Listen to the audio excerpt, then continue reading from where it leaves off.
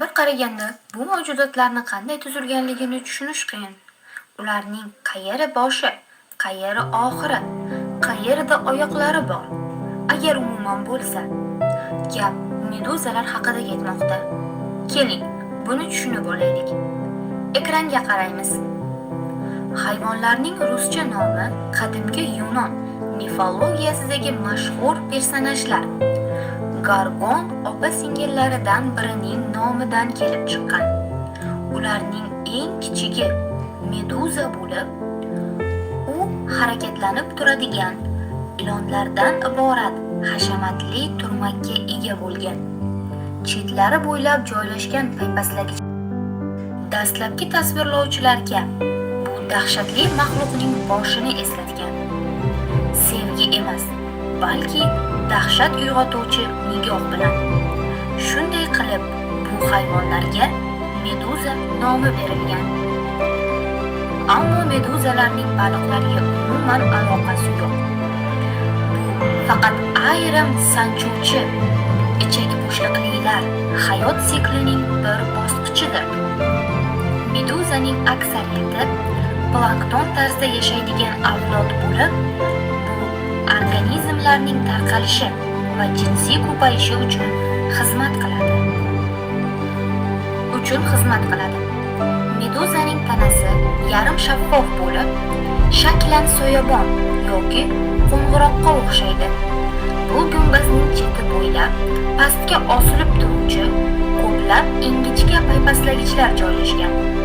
Meduza tanasining markazida jinsiy bezlar joylashgan bo'lib, ular 4 ta yorqin binafsha, oq yoki qizg'ish halqalar ko'rinishida bo'ladi. Gumbazga yuqoridan qaralganda 4 ta cho'ntakdan iborat oshqozon va undan radial tarzda tarqaladigan hazm qilish kanallari ko'riladi. Soyabonning chetlari bo'ylab meduzaning sezgi organlari, yorug'likka sezgir ko'zlar va muvozanat organlari joylashgan. Meduzalarda 24 ta ko'z bor. Shuning uchun ular atrof muhit manzarasini ancha batafsil qabul qila oladi.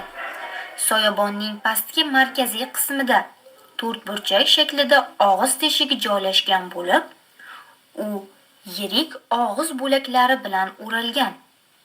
Ularning kattaligiga qarab meduzaning jinsini aniqlash mumkin. Meduzalar ko'pincha dengiz oqimlari bilan birga passiv harakatlanadi. Agar ular suv yuzasiga yaqin bo'lsa, shamol kuchi ta'sirida hech qanday kuch sarflamasdan suzadi. Meduzaning umr davomiyligi juda qisqa bo'lib, turiga bog'liq. Kichik gidromeduzalar atiga bir necha soat yashaydi. Yiriklari esa 2 oydan 6 oygacha yashashi mumkin. Meduzalarning ko'pchiligi ko'payish davri tugashi bilan darhol nobud bo'ladi. Meduzaning tanasi jelega o'xshash va asosan suvdan iborat bo'lishiga qaramay, ularni yeb qo'yishni xohlaydigan ovchilar ham topiladi. Tabiatda hech narsa yo'qolib ketmaydi. O'lgan meduzalarni dengiz tubida yashovchi dengiz yulduzlari, qisqichbaqalar va dengiz kriplari yeydi.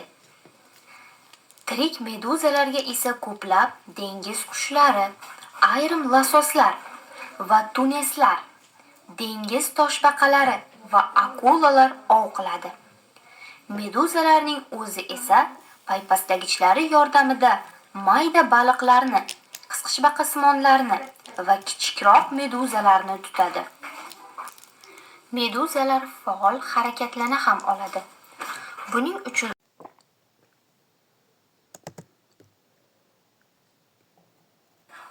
bu haqda bizga hamkasbim, geologiya fanlari nomzodi Aleksey Masalovich aytib beradi. Marhamat, Aleksey. Salom, Dmitriy Aleksandrovich. Ajablanarlisi shundaki, umuman meduzani kimdir yeyishi mumkin. Ammo bunday holatlar albatta uchraydi. Masalan, odamlar quritilgan meduzalarni iste'mol qiladi. Men hatto meduzalar qanday himoyalanishini ham tasavvur qila olaman.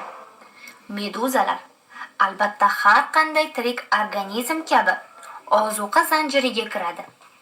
Ular turli xil hayvonlar uchun ozuqa hisoblanadi. Agar ular tasodifan dengiz tubiga yaqin suzib qolsa, ularni dengiz kirpilari, dengiz yulduzlari ham yeyishi mumkin. Aktiniyalar ham tutadi. Baliqlar ham tutadi. Ba'zilari meduzani yeyishi mumkin. Lekin meduzalarda albatta muayyan himoya vositalari bor, xuddi boshqa hayvonlar kabi. Va biz bu himoya vositalari nima ekanligini yaxshi bilamiz. O'ylaymanki, dengizda bo'lgan, meduzani ushlab ko'rgan va meduza tomonidan kuydirilgan har bir kishi bu himoya vositalari borligini biladi. Ammo ular qanday tuzilgan? Bu boshqa masala. Gap shundaki, meduzalar barcha kovakichlilar singari kovakichlilar tipiga mansub. Ya'ni ularning ichida hazm qilish jarayoni kechadigan katta bo'shliq mavjud. Tanasining o'zi esa 3 qatlamdan iborat. Aniqrog'i, tana devori. Ichki qatlam hazm qilish sodir bo'ladigan qism, tashqi qatlam va ular orasida joylashgan oraliq qatlam.